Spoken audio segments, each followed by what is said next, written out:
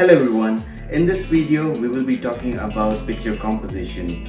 We will be mainly concentrating on rule of thirds today. This is a term that you probably have heard when you have talked about composition. And rule of thirds is a simple rule, a theory that is regularly followed by photographers to get proper composition. So let's dive into it today.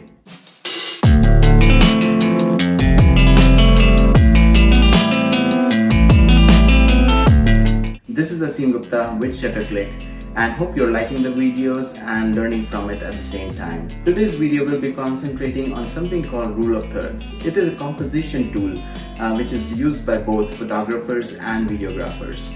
In today's video, we will be concentrating more on the photography angle of it. If you don't know what rule of thirds is, then basically it's very simple to understand. You have two vertical lines and two horizontal lines, mainly dividing your frame into 9 different boxes, equal sized boxes. The way the rule works is your subject needs to be placed at one of those points, those 4 intersection points that you see. In this picture, you will see that the subject is placed at one of the intersection points, and that creates more dynamics in the picture. What rule of third does is because your subject is on one of the sides, it gives you a good perspective with your background and your foreground, and kind of gives you a good story there. Sometimes when you place your subject right in the middle, then most of the space has been taken by the object itself. It's very hard to get a vision of the overall picture.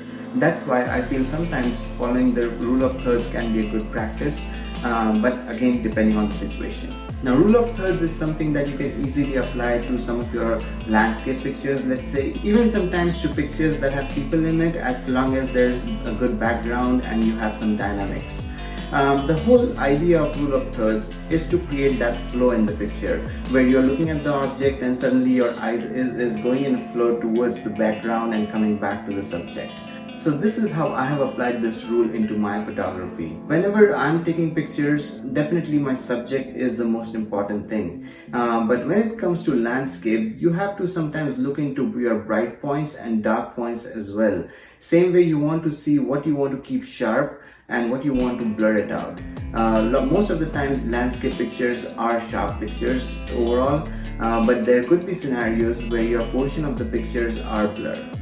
So the way I look at this rule, when I apply the rule of thirds, I'll sometimes even look into those aspects of it, not just the subject aspect of it.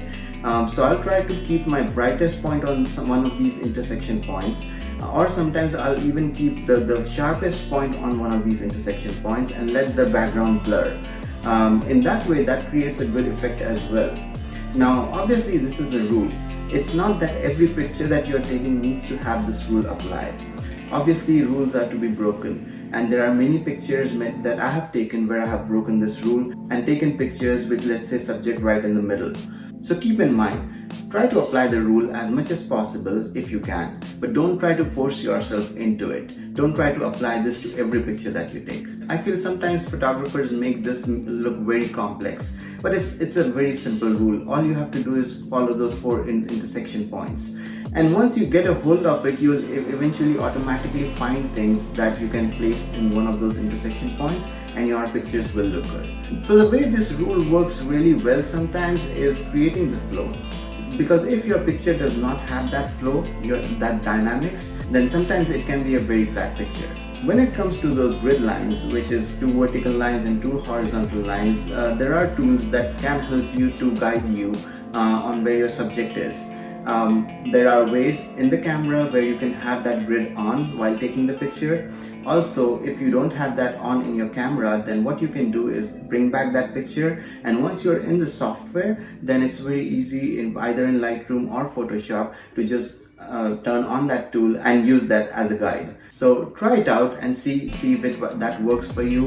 Again, this might be something that you don't get a hold of in 1 or 2 days. You may have to try it for a few days, experiment a bit with it, and eventually get a hold of it. Again, it's a rule, it's a theory. So I definitely recommend try that, apply that wherever you can, but it doesn't have to be on every other picture that you take. So play with it and see how you feel about it.